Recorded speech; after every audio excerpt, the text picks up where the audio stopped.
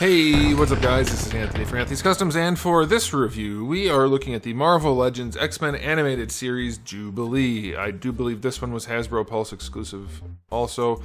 I can't keep track of which ones are exclusive or not. They just seem to be picking at random. Or maybe none of them are, and I don't know what I'm talking about. I'm pretty sure they are, though. Anyway, this one is another one of the cel-shaded, in air quotes, figures. It's just like Wolverine. We just reviewed him. We're reviewing her. Then there's also a few other ones coming. Comes in this kind of box, which some people like, some people don't. Since these are online purchases, it doesn't really matter if they have a window to me because you can't see the paint ahead of time. Which is convenient because the paints are terrible on these things mostly. We'll get into that. Anyway, it does come in as a VHS type box, so if you do like that, cool. If not, then take it out of the box. Alright, so there's some good stuff on this figure, sorta, and then there's some bad stuff on this figure for sure. Let's talk about all of that by getting the figure off the stand and taking a closer look. This figure stands just about 5 3/4 inches, which makes it pretty close to, let's say 14.75 centimeters. And before we get into the aesthetic, I want to do a question of the day. Would you guys rather have an animated series, the X-Men animated series line of figures, batch of figures, that don't have this goofy cel shading paint?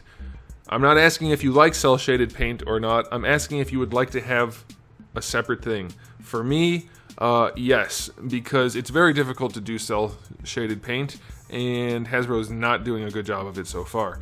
Also, more X-Men the better. I do happen to like cel-shaded paint styles, though I think it's fun to have something unique in the collection. Okay, so let's talk about this figure. Before we get into the paint, I want to talk about the sculpt on this figure. I don't know if I mentioned it before, because I think all of this is reused. I can't remember if the boots, if she had different boots, even though she should have different boots for this release. The torso is incredibly thin.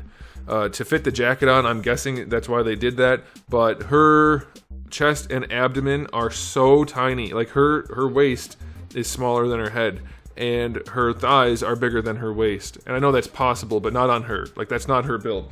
In fact, I can show you her build. It's that. But instead, they gave us this super duper skinny, weird look that is not what she's supposed to look like at all. It's weird. Also, the boots. Just noting that. Also, the color of the shorts and the boots. Those are not the correct colors either. Also, this mustard color they're using to shade the yellow doesn't look like it's supposed to. Like, this line, I said it with Wolverine and a lot of people are mad. I'm so negative. I'm not negative. I'm showing you the objective information. The paint jobs on Wolverine, by the way, I pulled out a second one just to see. So two of mine are painted horribly. There's a weird overlap in the shading from the pec to the side, and it gives you this dark lump. It's really chalky, like chunky looking.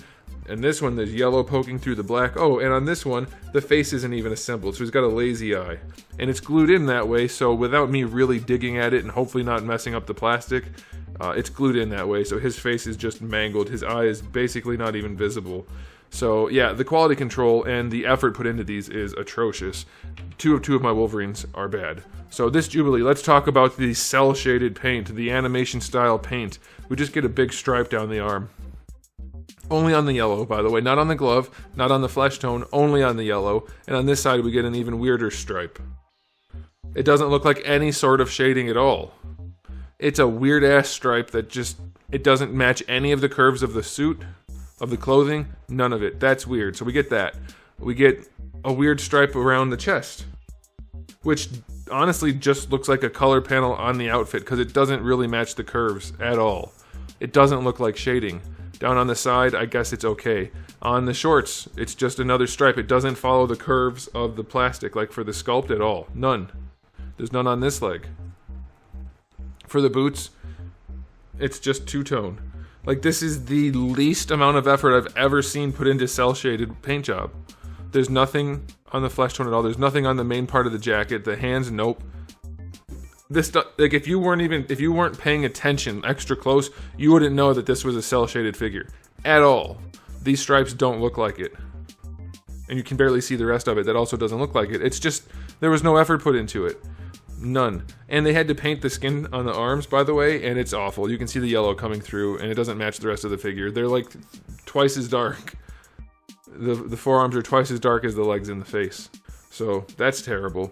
The face does look pretty good though, I'll give them that. I like that. The paint job is clean, the sculpt is fine, I like it. The earrings are good. The little thingy up here is painted some, so that's okay. But otherwise, it's just a repaint that's very poorly done, and it comes in at a ridiculous high price point for what you get. So from the aesthetic perspective, I can't rate it yet, because we had to talk about the sunglasses. I do love this. This is kind of an accessory thing, and I'll mention them briefly again. We do get the sunglasses, we get the transparent set, which is really cool, and then we get an opaque set, which is really cool. So you have some options there. However, they lazied up on the paint job for the sunglasses, because you just get these two lines.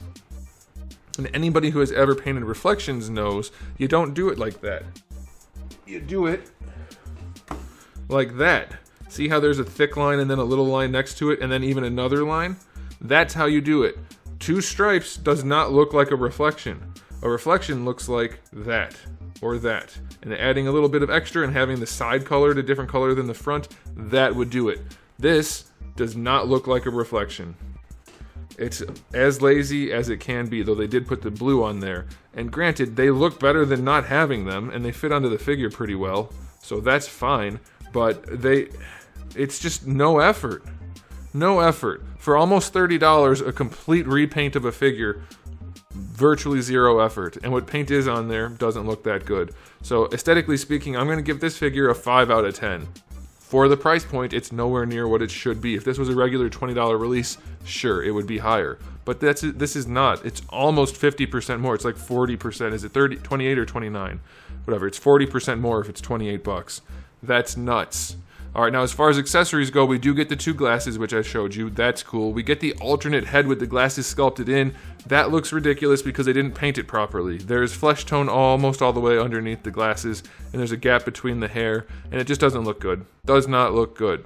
It could look good. The sculpt is fine, but the paint job is not. So that makes that head just about worthless unless you're going to look at your figure from really far away all the time.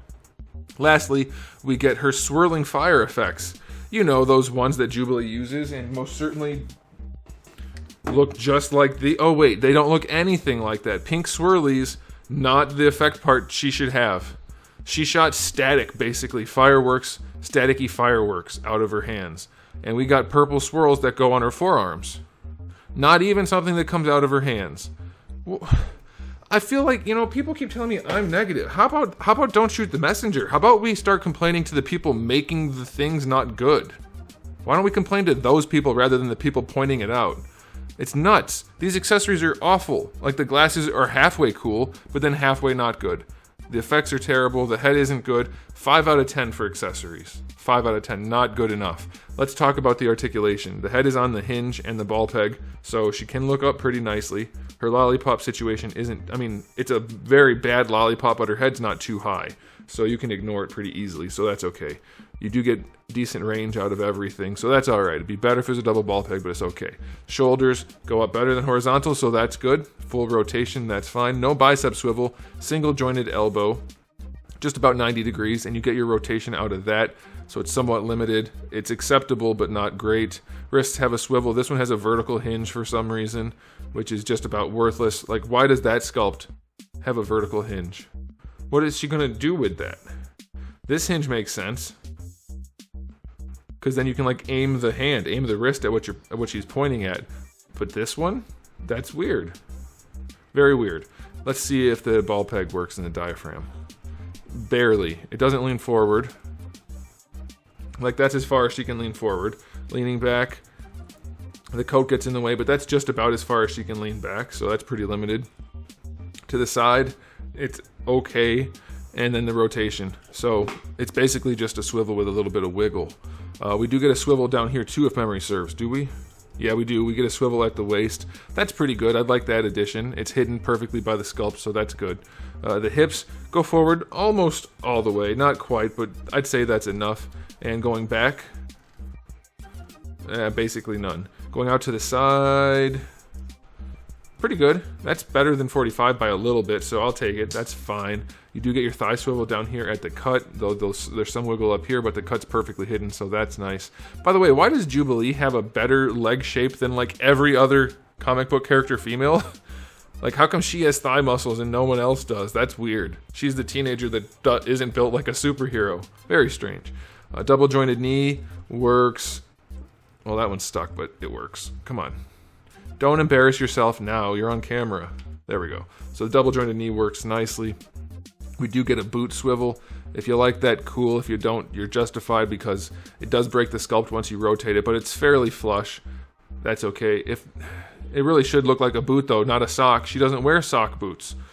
Ankles go all the way back and all the way forward like that. Ankle rocker is very crooked, but you can use the boot swivel. It's going to break the sculpt, but it gives you a nice ankle rocker. So articulation on this figure is not good. It's not bad. It is meh. I'll give it a 6. You're going to be pretty limited in what you can do.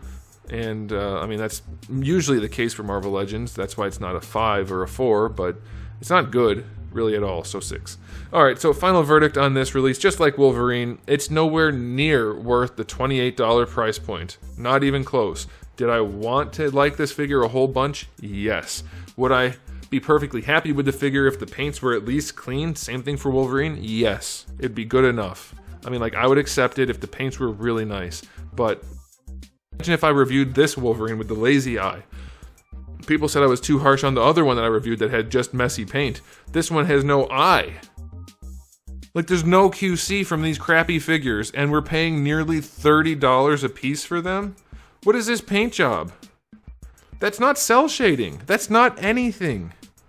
Someone pointed out that they're not even shading with the right colors. I agree. I was going to let that slide, but it's true. Like, they don't match the cartoon. The paint jobs don't match the cartoon really at all.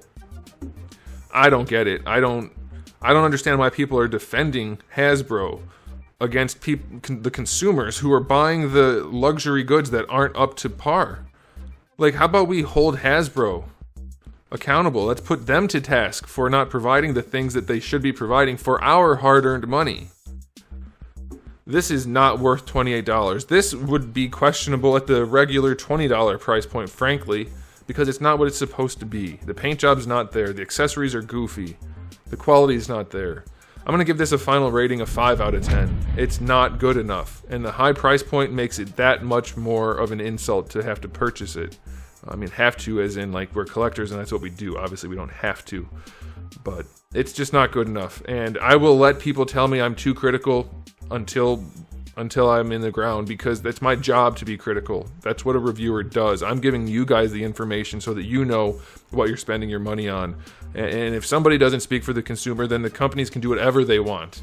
At this point, it seems like it doesn't matter, but I'm going to keep doing it because that's what I'm here for. So there it is, guys. Thanks for watching. If you enjoyed the video, please do give it a thumbs up and a share. If you didn't, give it a thumbs down and a share. And if you haven't subscribed, you might want to. I have new videos almost every single day and thousands already on the channel. So make sure you come back for all of that. In the meantime, keep collecting.